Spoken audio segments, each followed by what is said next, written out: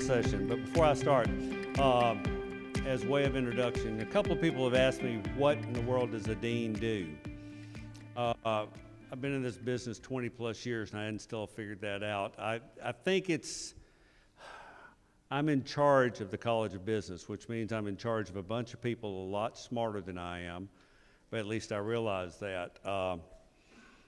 It's kind of analogous to herding cats, if you can imagine, because you got some really bright people.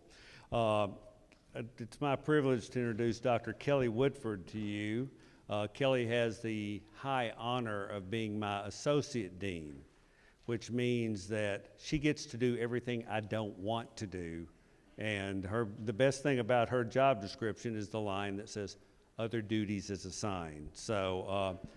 In addition to keeping me out of trouble most of the time, Kelly she teaches HR for us. She's an employment lawyer, and so she is going to talk about employment law, which is all I know about employment law. So Kelly.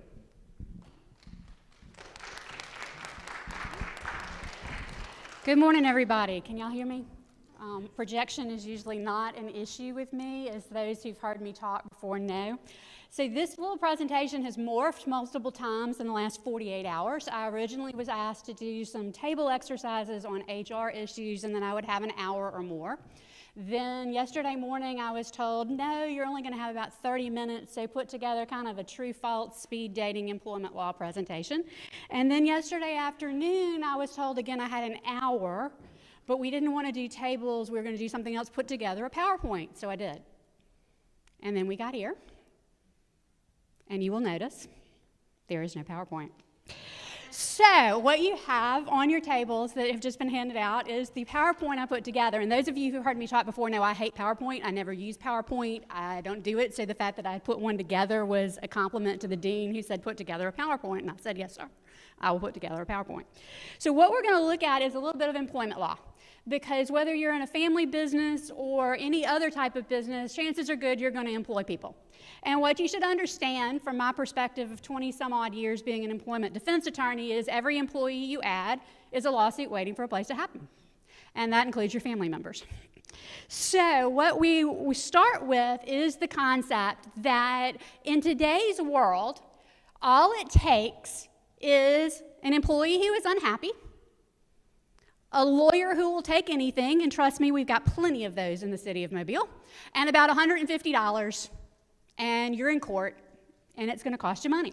So the question comes up is, what are some of the ways you end up in court with your employees? And so we're going to hit a few of the highlights by taking just some examples. In other words, I'm taking my speed dating true and false, turning it into pseudo table exercises, and we're going from there. So we're going to morph everything, all the different presentations I've put together in the last 2 days into one. So the first thing you need to keep in mind is you hear a lot that Alabama is an at-will employment state.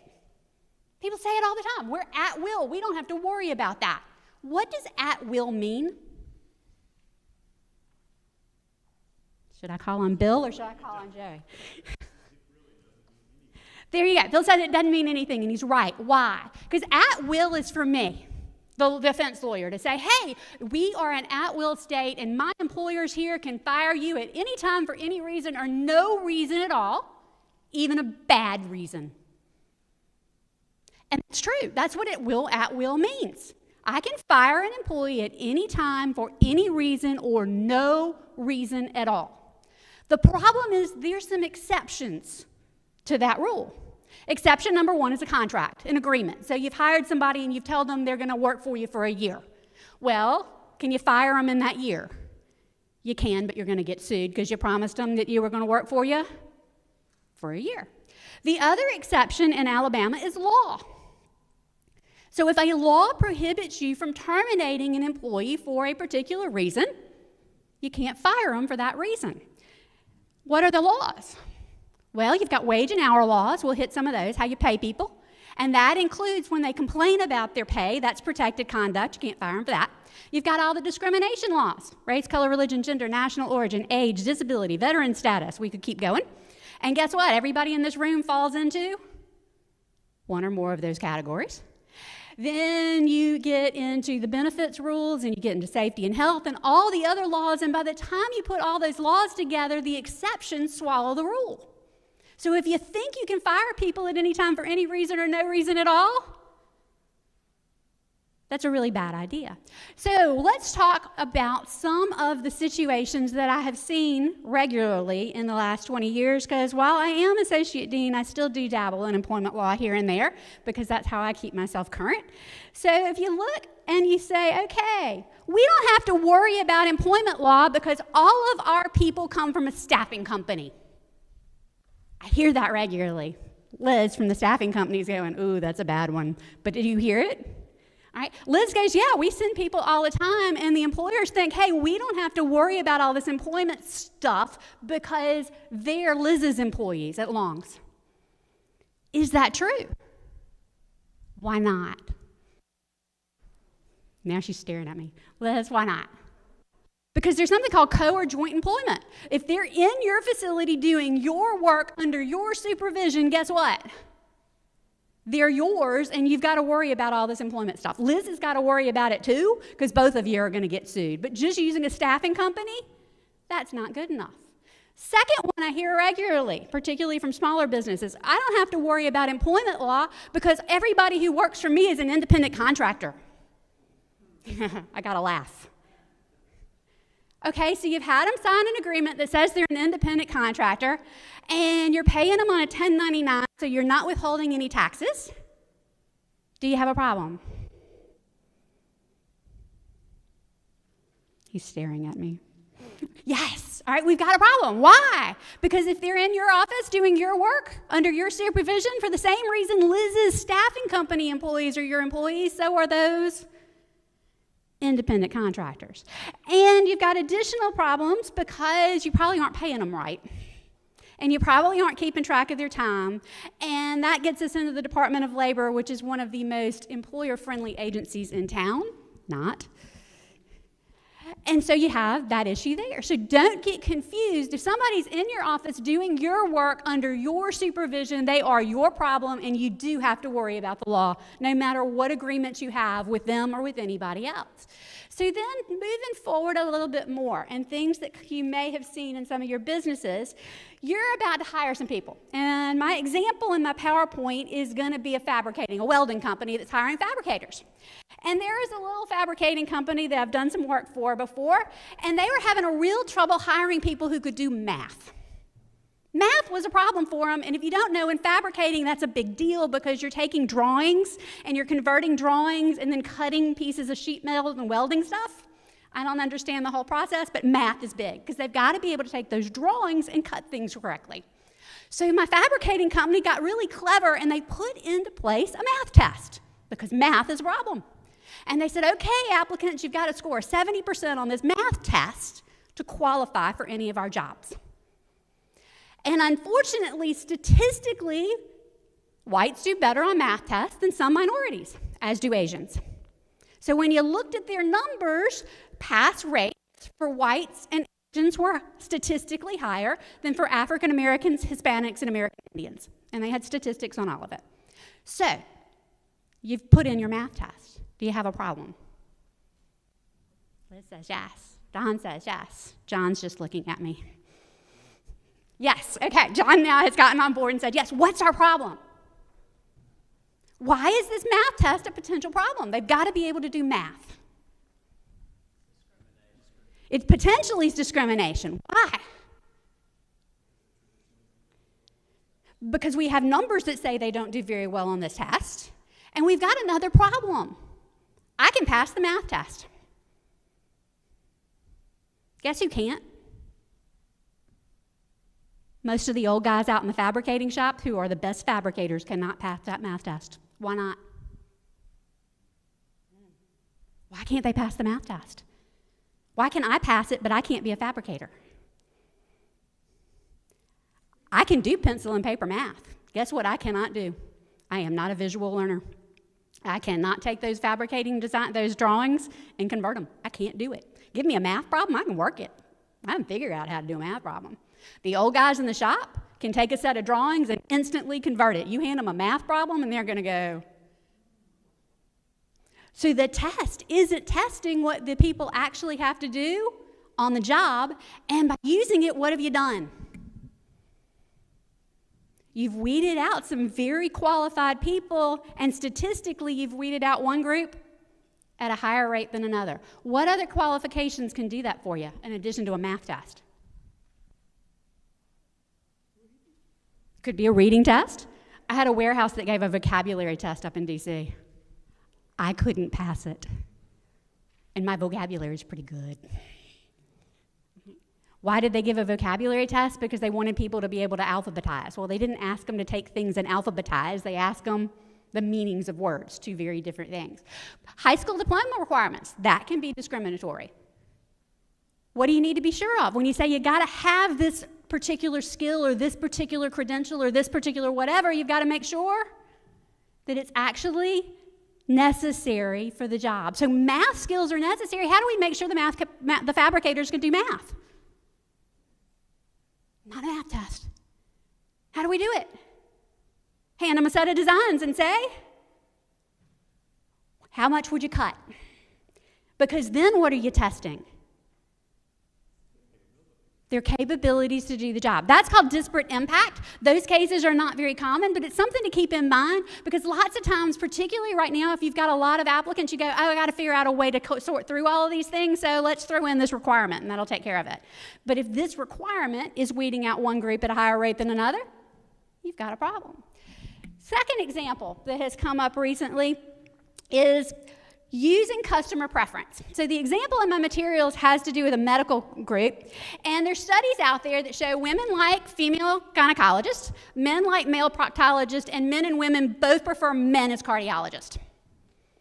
Do any of y'all have businesses where customers prefer one gender over the other?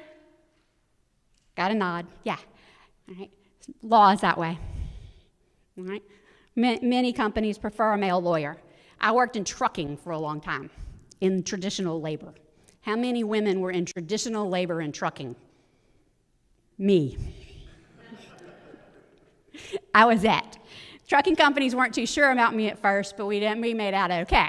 Now, so you are looking to hire somebody and you know your customers prefer one gender. What happens when a member of the other gender is the better qualified candidate? So in my example, you've got a gal who's applied who has high-level cardiology credentials, but you got a guy who's really nice, who's done a little cardiology, and you're thinking about hiring him instead. Do you have a problem? Yes. Why? Because the preference is based on gender. Customer preference cannot be the basis for a hiring decision. Can you come up with a reason to hire the guy instead of the gal? And the answer is sure. But if it's that study of your customers, you have a problem, okay? Because you can't use your customers' gender discrimination to make your hiring decisions. That's called disparate treatment, also known as intentional discrimination. And intentional discrimination is what you hear about most. And it's not really that you meant to do it, it's that gender played, or race, or color, or religion, or national origin played some type of role in the decision. So when you're making hiring decisions, you have to be really careful not only not to let that gender, but don't let other people's gender or race or disability or any other bias play a role. Who's the better qualified candidate? And most importantly, being able to explain why. In this case, the guy might be the better candidate. It's very possible, but you need a better reason than my customers prefer one gender over another. So that's the second type of discrimination. It's called disparate treatment. Now, to throw in a family business example. Your founder, about 75, still comes in every day, and the Me Too movement has now hit. Phil is laughing. All right, everybody know what the Me Too movement is? And now you're getting complaints about your uncle who started the company for his conduct in the workplace. Things that were just your uncle, and you just thought it was kind of normal that he called everybody honey and he gave everybody hugs, and nobody had ever really thought about it before until Me Too hit. Now, do you have a problem? Joe's kind of looking at me. And the answer is maybe, because now you've got people in your workforce who are complaining about conduct that's been going on since you were a kid. How do you change your uncle? I don't have a good answer for that. There is no good answer for that. The lion pit? Yeah, I don't think so. All right, it's a lion's pit, and you're right, but that is what we're seeing in a number, particularly of smaller businesses, where the interactions of people through the years were very informal, very family-ish in terms of, the hugs and how you talk to people and what you said to people. And now you're getting, particularly with our younger group coming in, it makes them uncomfortable. Now, for me, I was working in the 80s and the early 90s, and the things that people complain about now cause me just to shake my head. I want to go, you should have been practicing law as a woman back in 1990. Yeah, it was an interesting world. My husband's back there laughing. All right. Law firms were interesting places for the few of us who were treading our way into them back at that time. And the kind of conduct that people are complaining about today, I think it'd go, really? Okay, you were back there too. All right. The older folks in here are going, what's the problem? But the younger people are saying, this makes me uncomfortable. And do you have to take that into consideration as you're putting HR practices and you're dealing with some of your old timers in particular? And some of the younger ones too, don't get me wrong. All right, it occasionally is the younger crowd too. But when people start complaining that things are making them uncomfortable in the workplace, the potential there is for what's called a hostile environment claim. All right, so if you've got 15 or more employees, you have to worry about the employees complaining about a hostile environment. Another one that's coming up fairly regularly, and yes, I'm moving quickly so I can get you out of here on time, is you've got an employee who's worked for you for a while, and she suddenly finds religion. Could be any number of religions, but my example in this one is she has converted to Islam. And she now wants to wear full flowing modesty dress in your workforce. Now, the first example I have in the materials is you're in a heavy industry environment with moving parts to equipment, and she wants to wear the flowing outfit in your workforce. What does your supervisor tell her? No. Why? Safety. So when your supervisor says no, do you have a problem? I'm going to give you the maybe on this one. Because what should you do in that situation? Come on, somebody on this side of the room talk. Bill's helping me out over here. Come on. What do? You try to make an accommodation. Joe wins. What kind of accommodation can you make? Maybe move her to another job where safety does not become an issue. What else? There are various forms of modesty clothing. We can look at the different options and see if any of them will work. But she said, no, I got to wear the flowing thing. And I don't have any other positions open that she qualifies for. And supervisor says you wear it, again, you're fired. And she shows up and you fire her. Are you in pretty good territory? And the answer is, if you looked at your options, and if you looked to see if you could find somewhere to move her, and if there wasn't anything available, that one you're probably pretty safe, because what have you tried to do? You've tried to accommodate. It's the ones that just say, no, you can't wear that get us into trouble. All right? So if you've tried, safety tops religion. It's the one thing that tops religion. Right? Very other few things top religion, but safety will do it, and OSHA regs in particular will take care of you. Now, what happens, though, if our heroine in this case is a secretary in the office, and all your office workers wear khaki pants and a polo shirt with the little company logo on them?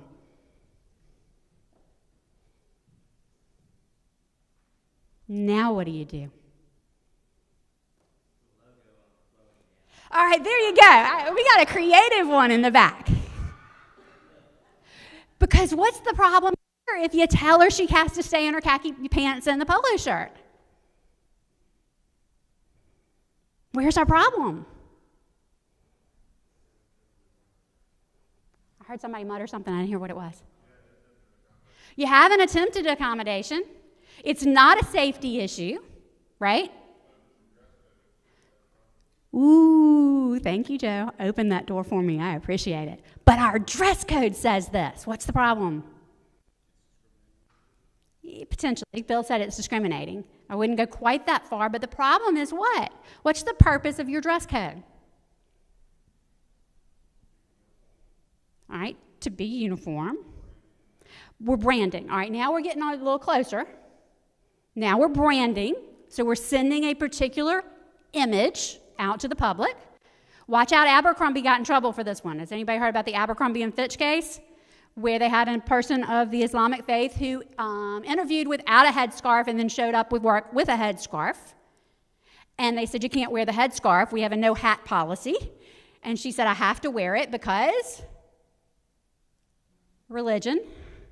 And they fired her, and she sued, and she won a lot of money. Because why? While their dress code, their uniform policy prohibited anything on the head, the Supreme Court said what? Allowing her to wear the headscarf would not have caused an undue hardship on the business. There was no safety issue. There was nothing about it that would have caused any other problems in the workplace. And I like the idea at the back table, hey, you want them to be identifiable as an employee? Give them something to put on their clothing, their modesty clothing that designates them as an employee. I had this with a student at a local restaurant, and the local restaurant was khakis and a polo shirt. And she was a member of a local church where women couldn't wear pants. And she told the hiring manager, my religion prohibits me from wearing pants. And he said, you either wear our uniform or you can't work here. What could she have done easily? Could she have worn a khaki skirt? Would it have changed the image of the business to have her in the khaki skirt and the uniform shirt? And the answer is no. So when we get some complicated religion questions, and they're coming up more and more. It's not just dress code, it's days off and other things. The really important thing for all of y'all to remember is don't say no immediately. Step back and think about what could we do, and the answer may be nothing. We may not be able to come up with an answer, like the woman who wanted to wear her flowing outfit in the heavy industry setting, where it's just not safe. It could kill her or somebody else. But gotta make the effort to try. Trying is the key to winning religion cases. Now, a couple of other areas where we're seeing issues come up right now is I got a lot of training out of this one.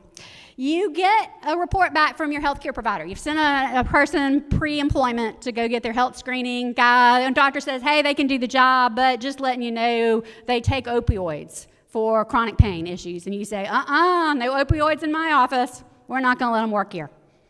You withdraw your offer. Do you have a problem? Bill says probably. If I got lots of training out of this one, the answer is, you've got a problem. What's your problem? John's frowning. What's your issue? Opioids for chronic pain. One, they got a medical condition. What does that trigger? Come on, guys. The ADA, the Americans with Disabilities Act. Americans with Disabilities Act says, what do you have to do with a person with a medical condition? Make accommodations, all right? That's just not religion, but it's disability. And you're saying what? We got a list of drugs, and you can't have any of these things in your system to work for us. Where's the problem? It was very common at one time, by the way. All the shipyards had it. They all got sued by the EEOC. What's the problem? Now, you give me a Tylenol 3, I'm out. I can't drive. I can't operate machinery. I can't do anything. I'm looped. I'm gone. You give Tom, my husband, I'll pick on him. He's a little bit bigger than I am. He's had more back problems than I have. You give him a Tylenol 3, guess what? He's fine. Doesn't faze him. You take somebody who has been on long-term pain therapy and you give them their meds, and guess what? Doesn't faze them. Can they operate machinery? And the answer is yeah. So those old lists of you can't have any of this in your system are a violation of the Americans with Disabilities Act, because what do you have to do? You've got to have an evaluation of that individual on that medication to determine if that person is a safety risk. And the answer is it may be, but when you get into long-term therapies, guess what? As a general rule, once they have been on long-term therapies, they are no longer safety risk. Now, watch out when they tweak their meds. That becomes a different issue, all right? But that becomes an accommodation and a monitoring issue. The you can't work here with X in your system is one that has come up in Mobile regularly. And I said, a number of the shipyards, I got some good training opportunities because of those rules. Yeah, Liz.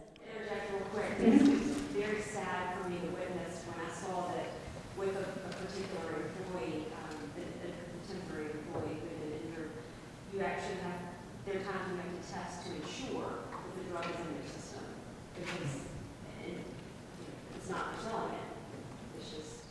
And that becomes a completely different. Did y'all hear, Liz, that they've had the issue where they've had injured employees who are on opioid therapy and they're having to send them for testing to make sure they're actually taking their meds and not selling their meds?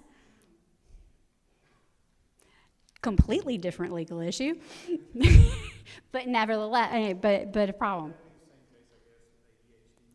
Same thing with ADHD medicines and their whole range of various prescription drugs for which there is a black market, yeah.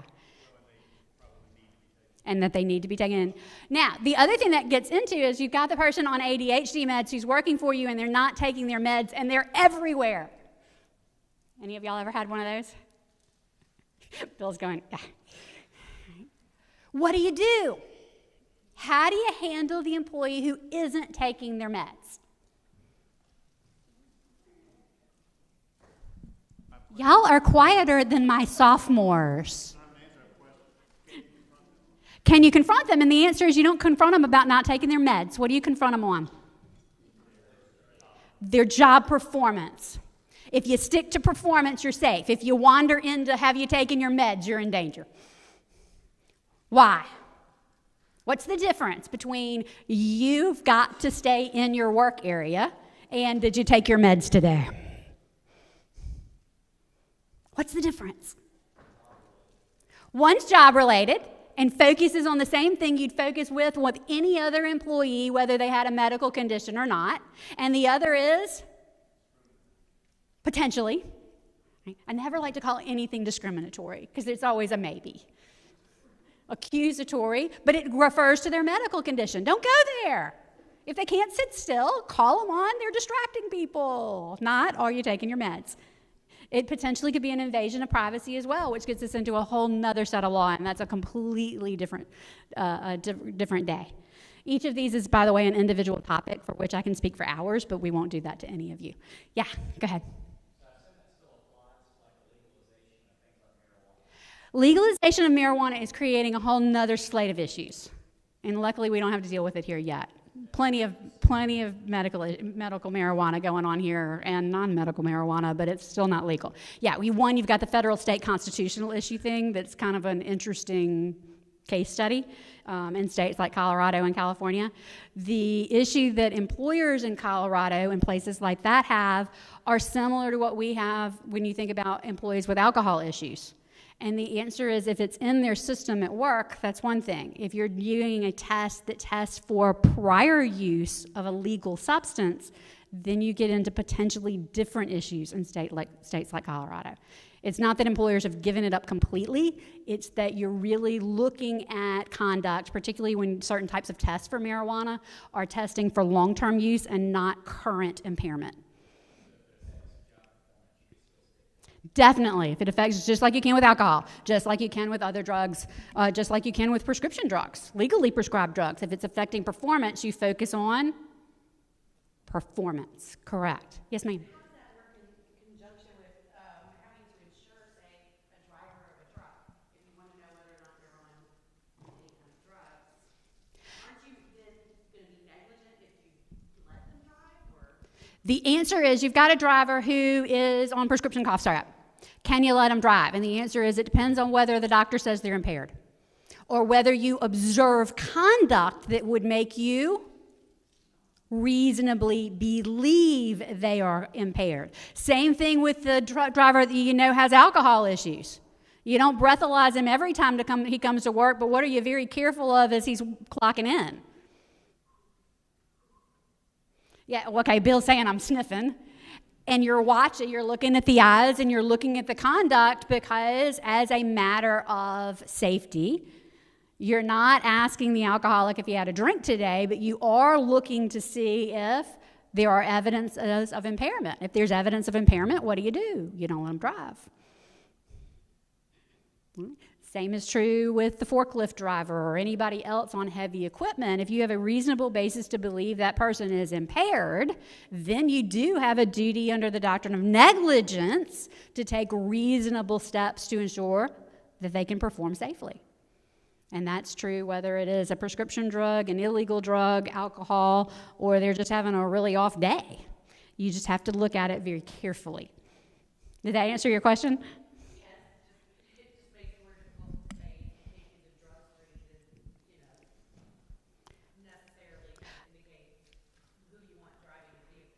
Well, the drug screens are testing for illegal drugs. Current use of illegal drugs is not protected on the Americans with Disabilities Act.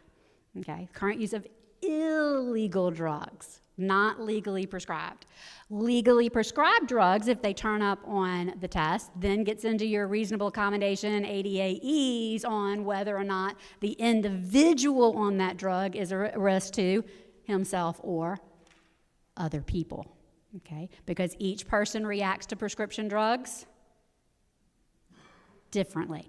If they turn up positive for one of the prescription drugs that can impair you, do you have the right to send them to get an evaluation by the doctor to confirm that they can safely do their job? And the answer is yes, you can. If you observe conduct that makes you reasonably believe they are impaired, can you have them go and get tested? And the answer is yes. Those are not problems, but again, you're focusing on the performance issue, correct.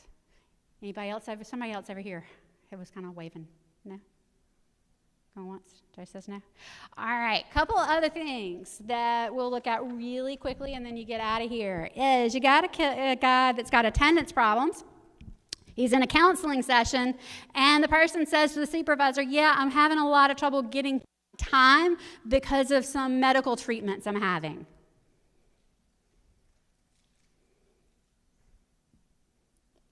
What do you do?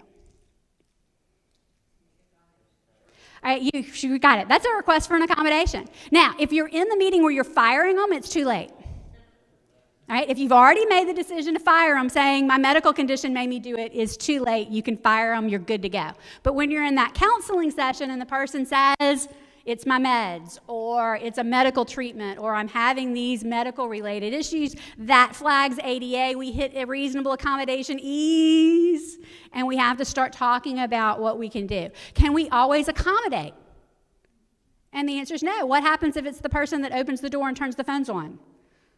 They've got to be there at 8 o'clock because other people can't start doing their job until they show up. They work as a member of a team and they don't have to be there to start at the exact same time. You can do some flex time, then we look at accommodation. Every accommodation is going to be different because every situation is different. So do you have to keep the person that's always late on the job because of a medical issue? And the answer is it's going to depend on whether or not there is an accommodation available. Do you have to just let them be late all the time? And the answer is in many organizations that will not work. Right? But you have to take the time to talk about it first. The last one is one of my favorites. As some of y'all know, I talk on wage and hour law all the time. It's my favorite. I love wage and hour law. I could tell you all day about how to pay people and all that. But the one that comes up in businesses on a fairly regular basis is you get a complaint by somebody who's working a lot of hours and they're not getting paid overtime. I worked 50 hours last week and I didn't make any overtime. Well, you're salaried. You don't get overtime. How many issues does that have?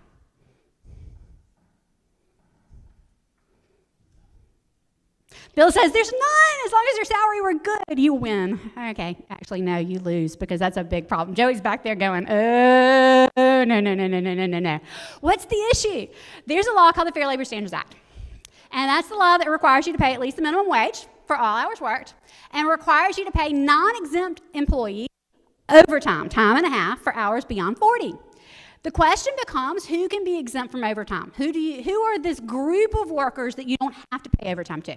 Now, rule number one, you can pay everybody in your place overtime. Department of Labor's happy, you're not happy, but Department of Labor is. And if the Department of Labor is happy, I'm happy because, hey, we don't have to deal with the Department of Labor here in town. The problem is when you don't pay people overtime. And the confusion comes in because many people say, hey, salary, no overtime. The problem is there's a two-part test. Test number one is a salary. To be exempt from overtime, the employee must be paid on a salaried basis. They must earn a guarantee of at least $455 a week in any week in which any work is performed. But that's only test number one. What's test number two? Liz is ignoring me. She's heard that before. I'm kidding. They have to hold certain types of positions. It's called the duties test. They have to have certain duties that are called exempt. And there's bunches of tests, and it's a half-a-day seminar all by itself.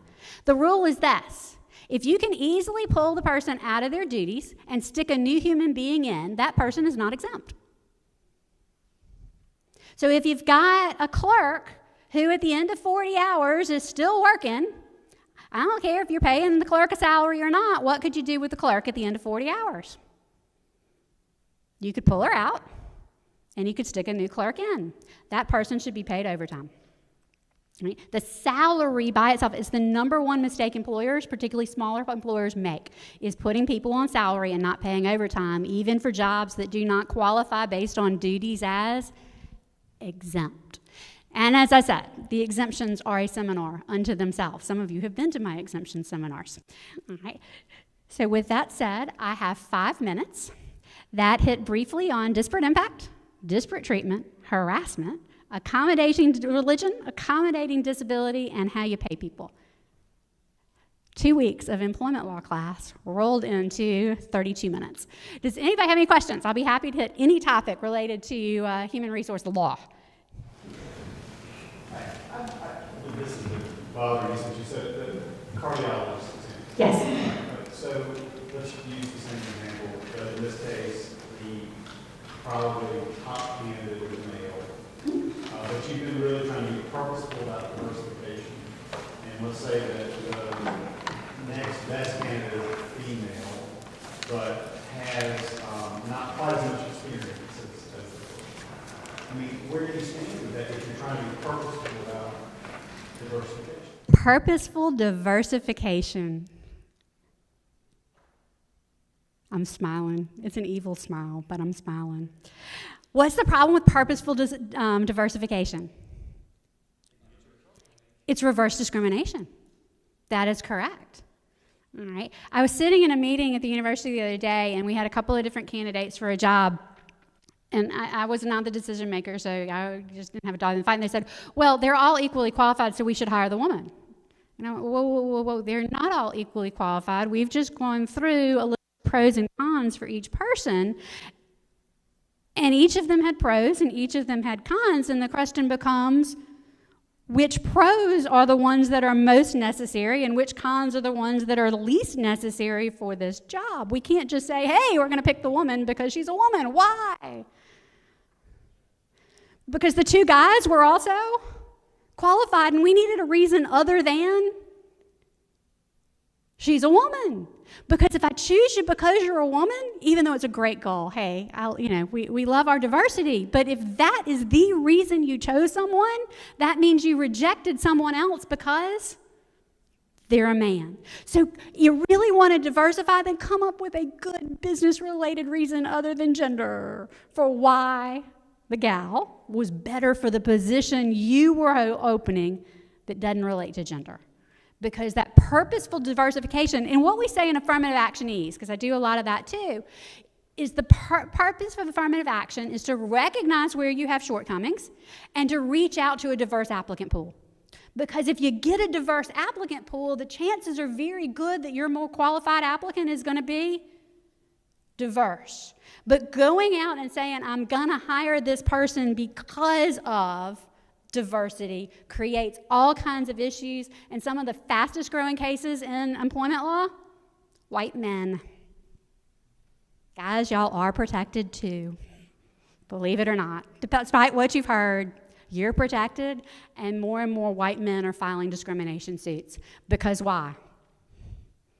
Because they're looked over in the name of diversity. And there can be some really good reasons that your second candidate, who happens to be of a different race or gender or whatever, is a better fit, even though they don't look that way on paper. But you've got to be able to articulate the business reasons. Better fit is bad. Better fit, when I say that, is what is the business reason that this person is going to be more productive in this job, other than their race, color, religion, gender, national origin, age, disability status, veteran status. Well, veterans, we can discriminate in favor of veterans. We just can't discriminate against them. You just gave me a funny look. We can prefer veterans. That's fine. Anybody else?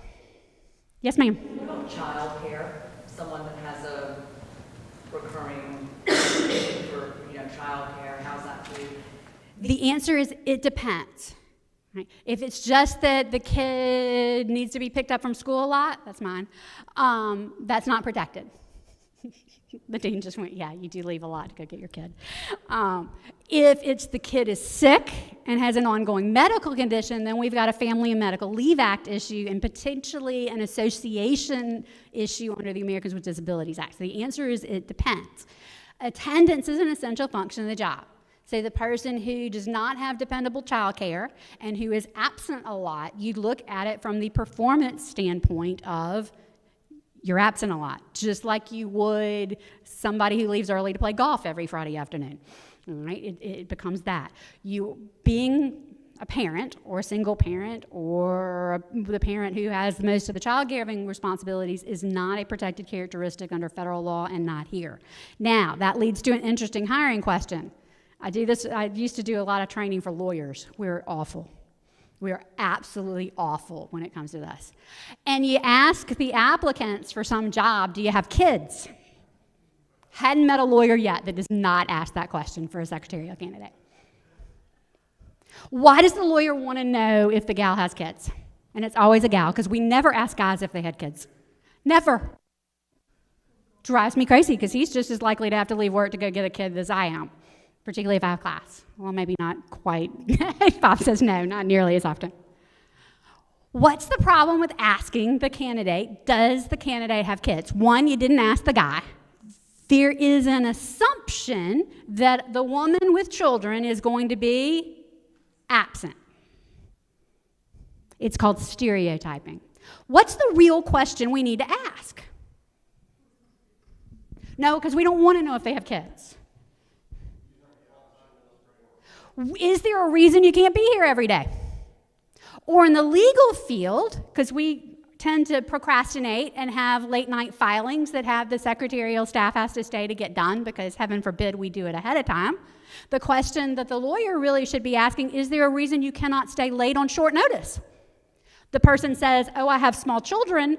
The person, you're not telling them they can't have the job because they're a woman with kids. You're telling them they can't have the job because they've just told you, I can't do something you need me to do. I can't stay late on short notice. You've gotten the information, but you've gotten it. One, you looked at what you need for the job versus the assumption that the woman with children won't be there for you. Right? So, but, then you hire her and she has small children and she's never there, then we go on the performance thing. Unless, of course, again, we go into family and medical ease if you have 50 or more employees and the kid has a chronic medical condition and the reason mom is having to leave is to take care of the kid with a chronic medical condition. That's a whole nother host of issues, and not all of you have 50 or more employees, so we're not going down that particular path today. Happy to do it another day. Does that answer your question? Okay. Anybody else? Because according to my watch, we're right at the 11:30 mark. Yes, Megan? I have a question. If you are an employer and you have an hourly can you force them to take off early if they've reached those 40 hours as opposed to paying them overtime? The answer is, can you make the hourly worker go home so you don't have to pay overtime? Yes. You control hours as the employer. The only thing the law says is if they work beyond 40, then you must pay them if they are non-exempt. So you're looking and you're going, hey, you hit 40 hours at 5 o'clock Wednesday afternoon. I can tell you to stay home Thursday and Friday. I may be in desperate need for your services on Thursday and Friday, but if I don't want to pay overtime, then I, the employer, control. Same thing comes up with hourly workers who want to skip lunch so they can leave early. No, that's you as the employer. The employer can say, yes, you can, or no, take your lunch and stay till 5 because your job requires you to be here till 5. That's an employer issue, not an employee issue. Anybody else? Good question. As the remote workforce becomes more and more prevalent, I know that's really tricky in terms of keeping track of the employee's time and monitoring that. Remote employment is becoming a real issue, and part of it has to do with putting policies in place that require your employees who are non-exempt, hourly in most cases, to track their time accurately, so that if they're working, that you are getting that. And having them sign off every week saying that they have recorded all of their time. At least the Department of Labor here in Mobile has said if there is a statement that the employee has to sign or attest to when submitting time, that they understand that it is their obligation to report everything and nobody can tell them not to, and they sign it. The Department of Labor here is usually pretty pro-employer if you've taken those steps. Until, of course, they hear from the employee that the supervisor told them not to write down the time, and then that gets you into a whole other issues. But remotely, that's one of the ways is to have the policy, and when they're submitting time, have them certify that they've written everything down. The other one that gets into, that's beyond this, because the dean is now standing up staring at me, gets into the non-exempt employees who have access to email and other things on their smartphones. Because when they're checking email, guess what? They're working. And when you're texting them to get an answer, they're working. Yeah. Employers can monitor the time allowed work, measuring productivity within that time. Can you measure productivity? The answer is sure. And somebody who's not living up to your productivity standards, you can discipline or discharge until they say, I have a medical issue, and then we got to look at accommodating. But again, it's their job to tell you before you've decided to fire them, not waiting. And some medical issues, even if they affect productivity, cannot be accommodated because every member of the team has to be able to do certain things. But yeah, measuring productivity is not an invasion of privacy, for sure. Anybody else?